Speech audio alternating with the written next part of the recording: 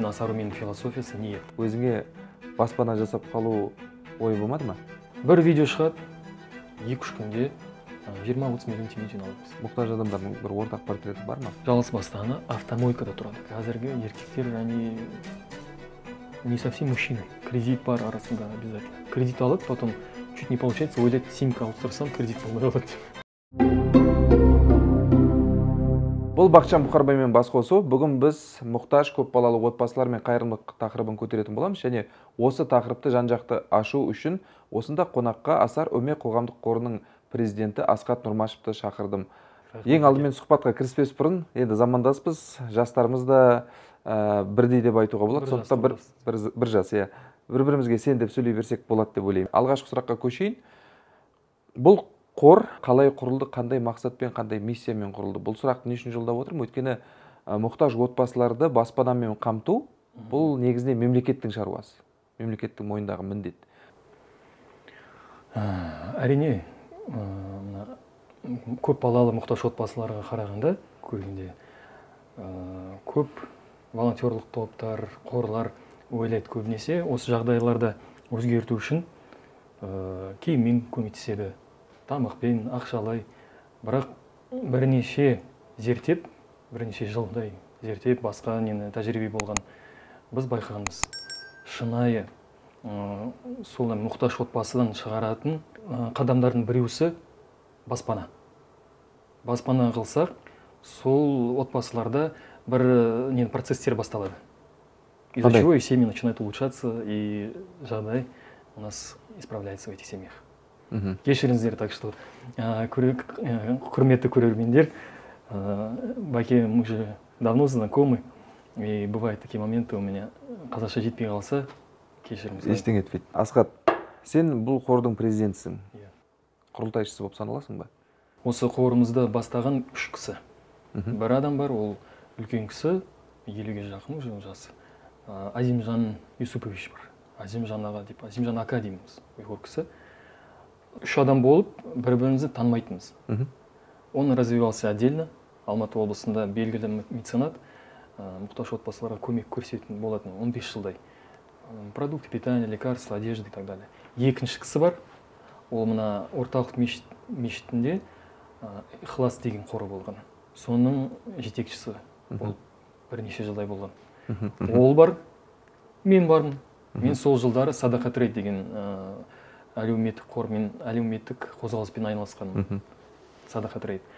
И, в общем, мы так состыковались. Көп кісілер сұрайды негізінде. Асару мен қарап, мен қарағандан боламын, мен басқа қаладан боламын деп, ондай сұрақтар. Біз не істеуін керекпіз? Осы Асару мен сияқты бір қор ашайын деп едік. Не істеу керек сол үшін? Я думаю, что нужно делать свою работу честно. Азимжан аға меценат. Осы неде болған жағдай, помнишь, есімде ма? Астанада. Трагедия, когда девочки сгорели.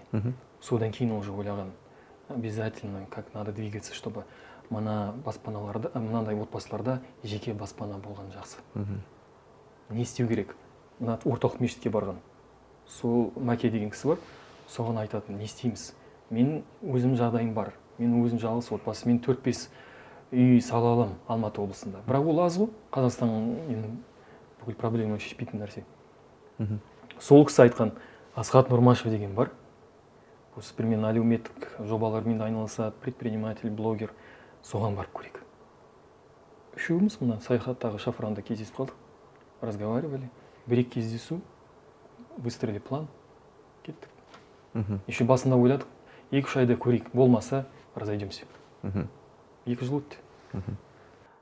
Сен құрылтайшысың ба, учредитель, немесе қордың жұмысын ұйымдастыру, үйлестіру үшін шақырылған басшысың ба? Ондай әрине басшымын деп айтсақ та болады, екінші вариант. Президент, наемный сотрудник. Хоть мы втроем начали, мы поделили. Я президент, они оба учредители.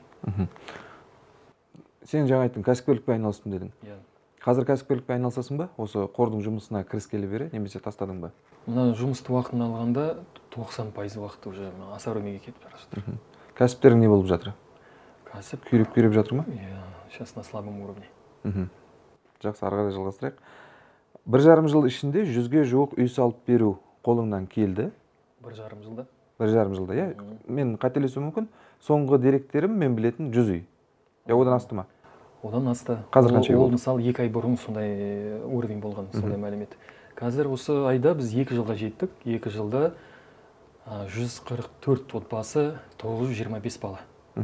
Бұл еңбекті жүзеге асырудың механизмі қандай? Бұл жерде мен үлкен нәтижелікті көріп тұрмын да, орысша айтқанда эффективность. Әрине, ол на пустом месте ничего не бывает.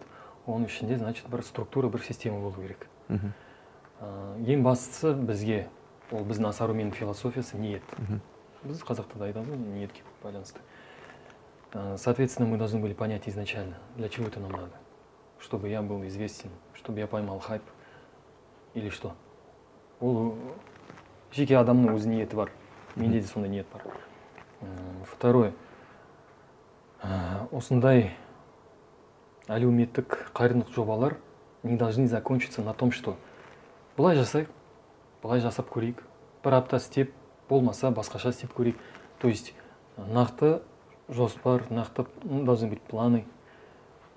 То есть человек должен иметь хорошее намерение.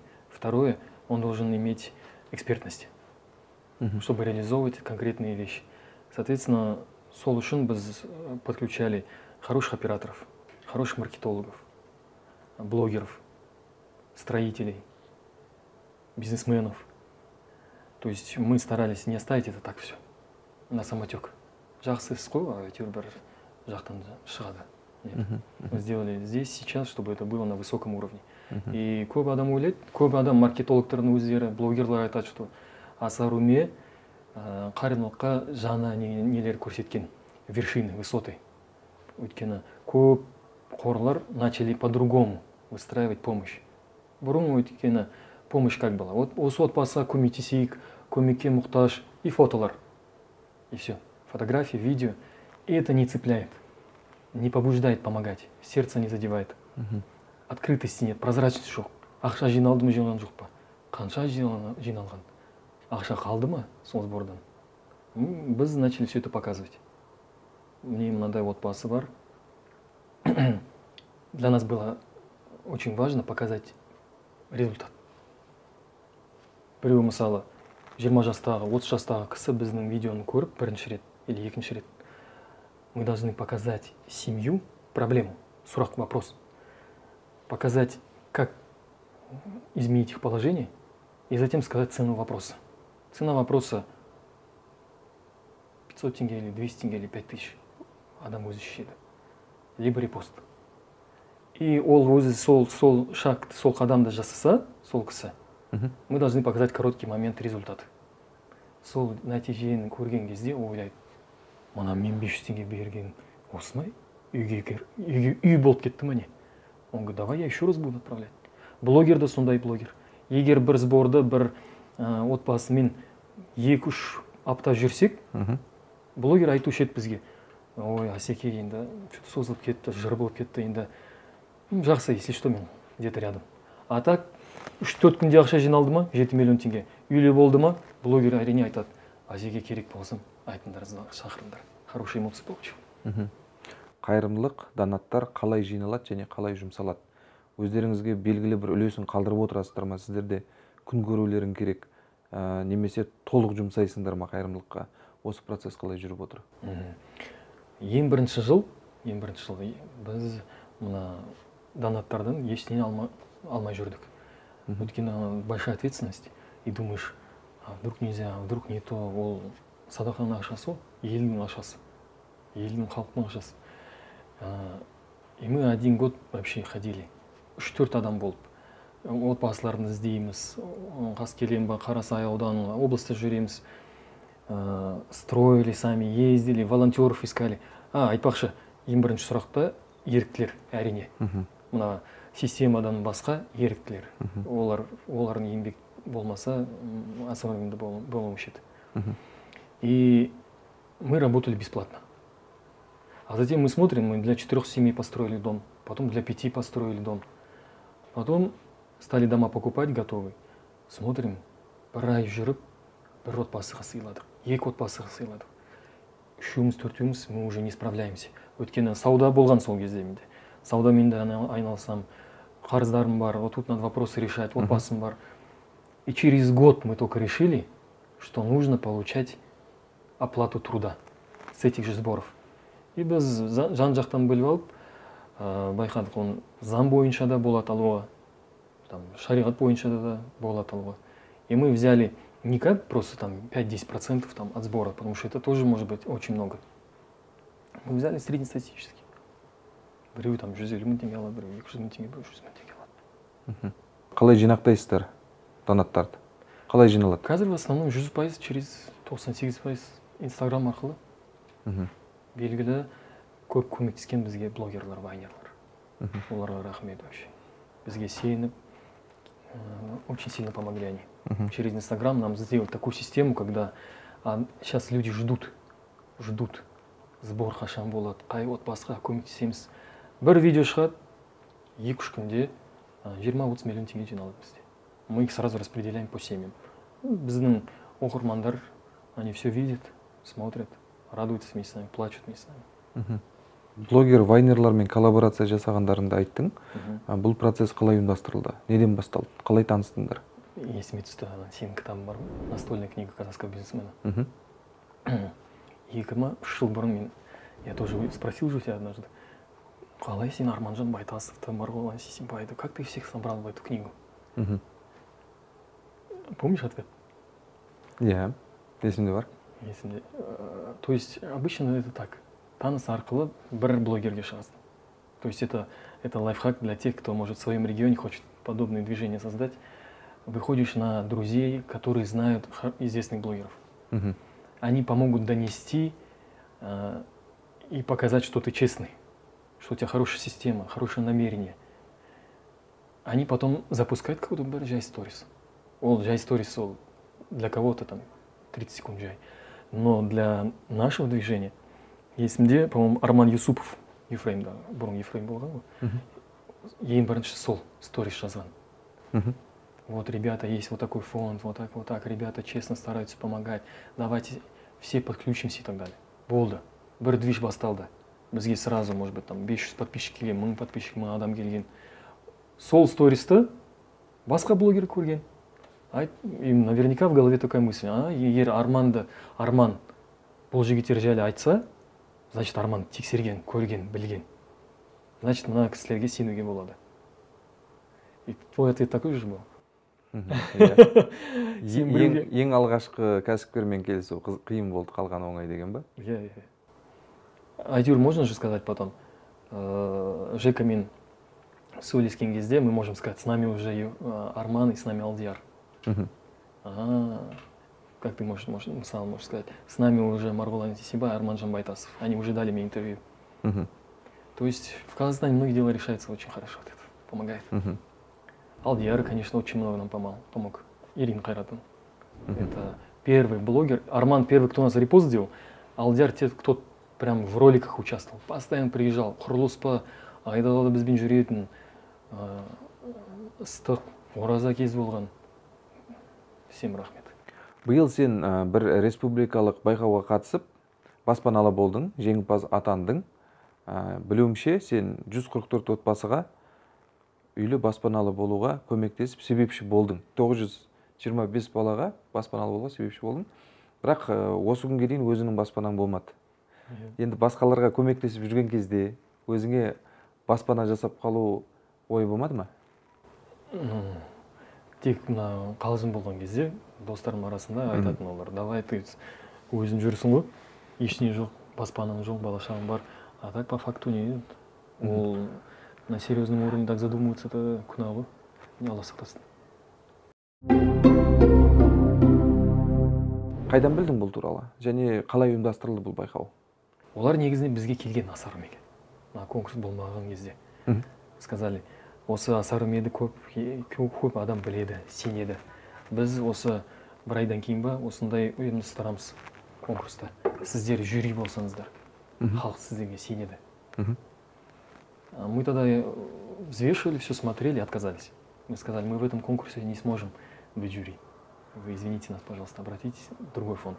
Өйткені былтырдағы ма, 2 жыл бұрынғы конкурстарда көрдік Биазамат.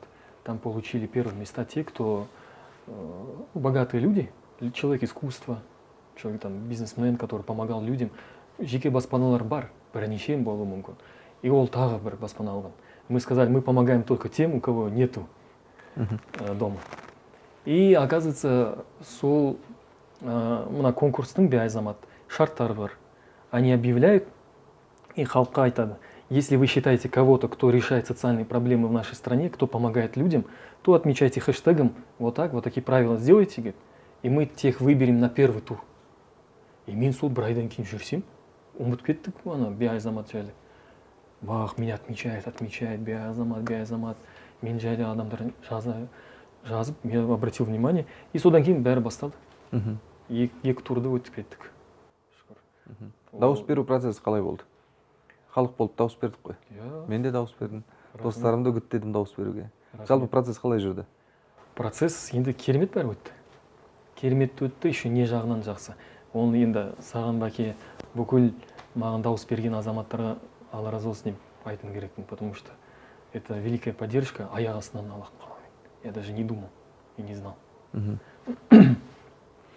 Я вообще доволен всем конкурсом. И еще тағы үлкен мәселе бар, хороший момент. Бірінші орынға екі адам таңдаған Биазамат. Потому что бірінші орында бір қарындасымыз шыққан, забыл ее имя. Торғын. Торғын, да. Она тоже вносит вклад, мотивирует тех, кто оказался в тяжелых заболеваниях. И у самой проблемы большие со здоровьем. И мен сол кезде вообще конкурс болған кезде мен Ақтөбе облысында болған. Мына асарумен жұмыстармен жүрміз. Мына жақта үйде маған хабарласып жатыр. Где ты, связь жоқ, почему ты не просишь блогерлерді танисың ғой, соларға звондап айтпайсың ба, мамам? Мен болды деймін.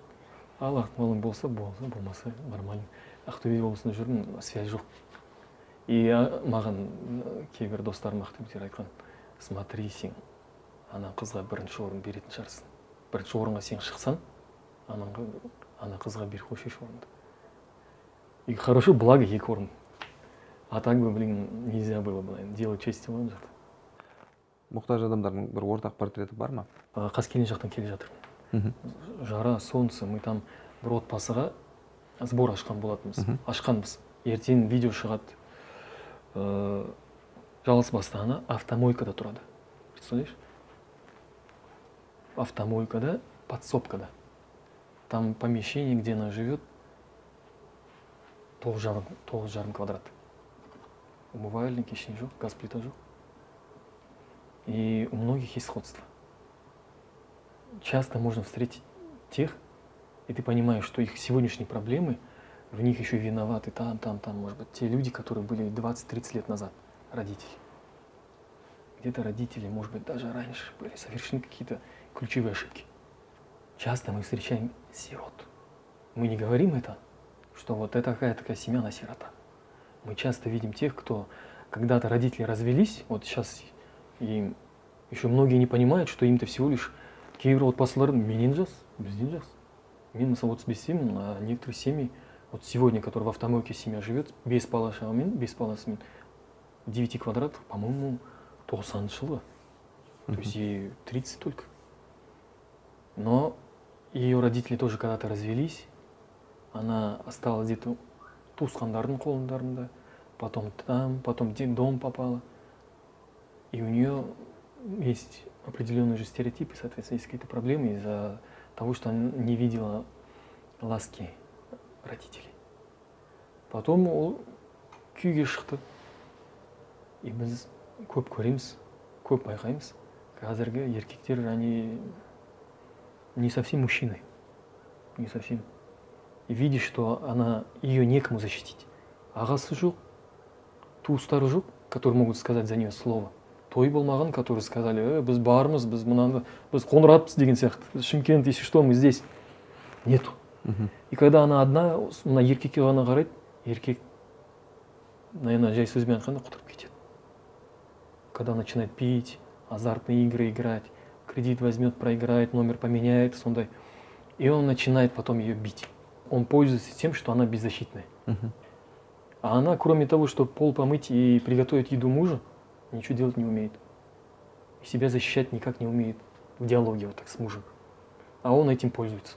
Ондай отбасылар көп, который вот первая причина. Вторая причина, естественно, ол неорганизованность, наверное. Ана Лев Толстой бар емес пе? Лев Толстой. Одан бір жақсы сөз бар.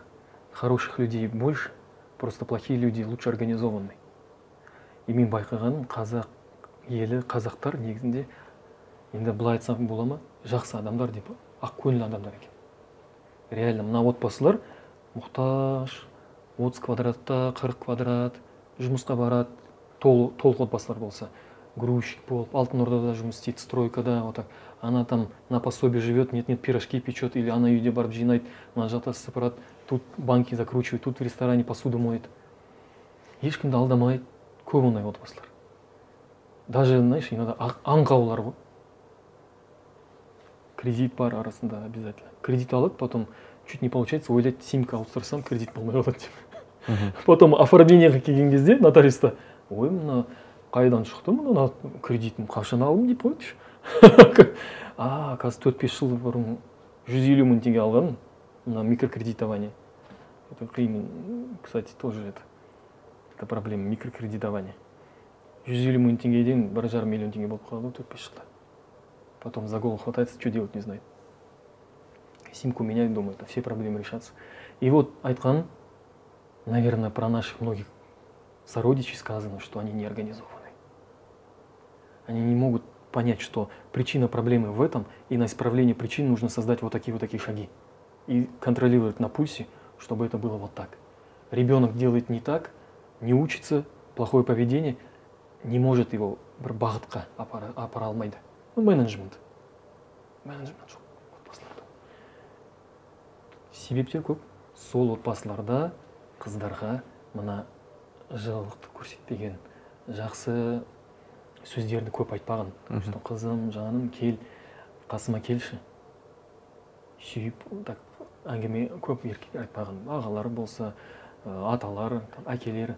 Соответственно, девушка, которая это в молодости не получила от мужчины, родственника, близкого, эту ласку, любовь, она ищет это у мужчины какого-то вот, она где-то, мысалы, где-то, может быть, туысқандары.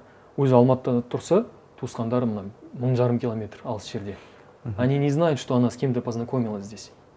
Не знают. А ол какой-то Джонни красавчик на Мазде. Мазда дегенде 626 раньше было. И он ей говорит, жаным, сүйемін сені, бақыт қыламын сені. А ол ондай сөздер естімеген ғой. И у нее сразу фильтры все нарушены. Сеніп қалады. Потому что по природе вещей, негізінде, мен ойлаймын, әйел кісі, она доверчивая, она аңқау. А те женщины, которые стали қатпаған, достигатор, я сделаю, мен былай істеймін, мен қатырам, это те женщины, которые от мужских обид стали такими. Либо от обид, которые матери были уже сделаны. В 89 году где-то. И она, мать, ей передала свое воспитание, потому что она такая стала суровая, независимая. Здесь нельзя сказать, что причина только вот в этом там, букет. Жаңағы сен айтқан мәселелерді толықтыра түсейік. Баспанасы жоқ, материалдық жағдайы нашар отбасылардың оқиғаларын қарайтын болсақ, құжат жоқтығынан мемлекеттен көмек ала алмай жүргендер де көп. Құжаттарын дайындамаған, ұйымдастырмаған бұл процестерді. Тіпті балаларының құжаттарын қалпына келтірмеген отбасылар да бар. Былайша айтқанда адамдар өздеріне көмектесуге кедергі келтіретін тәрізді көрінеді. Елімізде осындай адамдардың пласты тобы бар екеніне көзқарасың қандай және қайдан туындап отыр бұл мәселе? Өз өміріне, балаларының өміріне соншалықты жауапсыз қарағандарынан ба? Сен басында бәке айттың, иә? Біз мына көп балалы мұқтаж отбасыларға үйлерді сыйлаймыз, бірақ ол мемлекеттің жұмысы. Насколько я знаю, по некоторым программам многие семьи не подходят. Өйткені я мемлекет көп отбасыларға көмектеседі. Если ты сделаешь вот это. Бізге көбінесе қандай отбасылар түседі? Акиматқа, әкімшілікке бара алмайтын отбасылар. Өйткені прописка жоқ, мына құжат керек, мынау жоқ. Соответственно, там же нужно тоже какие-то препятствия пройти, чтобы достучаться до акимата. А акимат, я думаю, многим кому и не может никак помочь. Он весь зажатый вот программы, рамки, за которые он выйти не может. Надо понимать, что опять-таки неорганизованность. То есть там в основном текучка. Тем более на жалғыз бастағаннан алсақ. Мынандай в зажатых условиях печь, уголь, где еще надо найти этот уголь. В этих условиях ей еще надо создать документы. Соңға баратын там 3-4 пересадкамен бару керек. Она не думает об этом. Им не до этого. Когда вот мы иногда приходим, давайте көмектесейік сізде, сіз мына басты шарттарды өткен екенсіз, мынандай құжат жинаңыздар, мынандай қадамдар жасаңыз, бізге де сенбейді. А потом, когда чуть вселяешь уверенность, вот біз уже мына 50 отбасы үйлі болды сол кезде мысалы. Давайте сделайте, замотивируешь, барады там 2-3 күнде, бір аптада жиналады. Біз сияқты адамдар, которые выживают, работают, зарабатывают, не богатые люди, бізде неорганизованность все равно енді шүкір не приводит к тому, что мы во времянку в 30 квадратов съезжаем. Алла сақтасын. А теперь неорганизованность вот этих людей, кто вот уже все впритык, на краю. Когда ты живешь в таких условиях, тебе туда приходить неохота. Бір жалғыз бастан айтқан ғой, не то, что приходить, мне просыпаться неохота. Просыпаюсь и вижу вот это. Знаю, что надо сейчас обогревать, люди что-то греть, детям что-то сказать, понимаешь?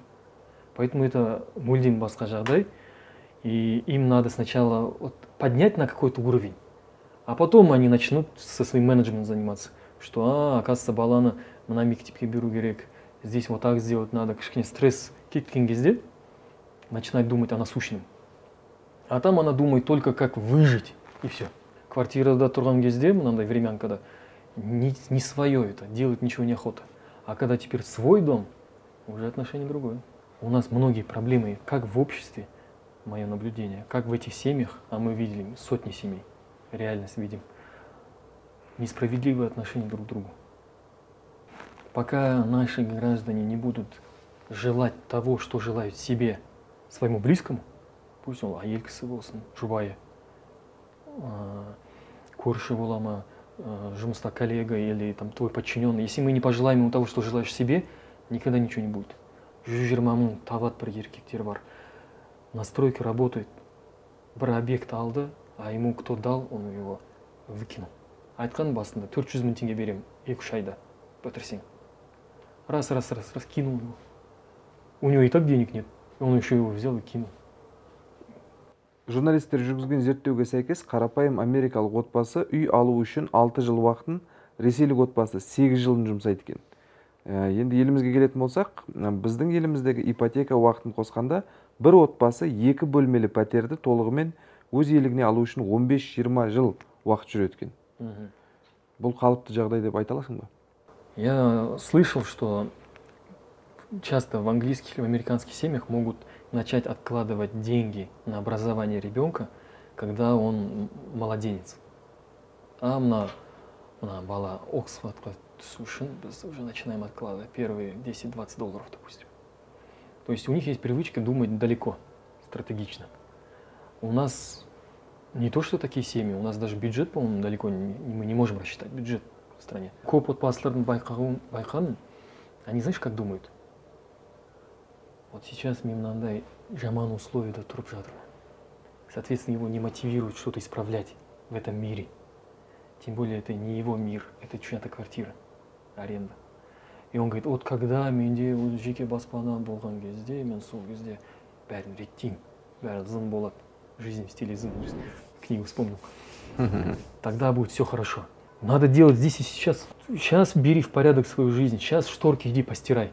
Сейчас сделай чуть-чуть ремонт, хотя бы мынандай 25 квадратта пол что-то сделай, тебе жить легче станет. Асхат, мына бүгінгі менің соңғы сұрағым, келіп ойларыңды ортаға салғаныңа рахметімді айтамын. Істеріңе сәттілік тілеймін. Рахмет.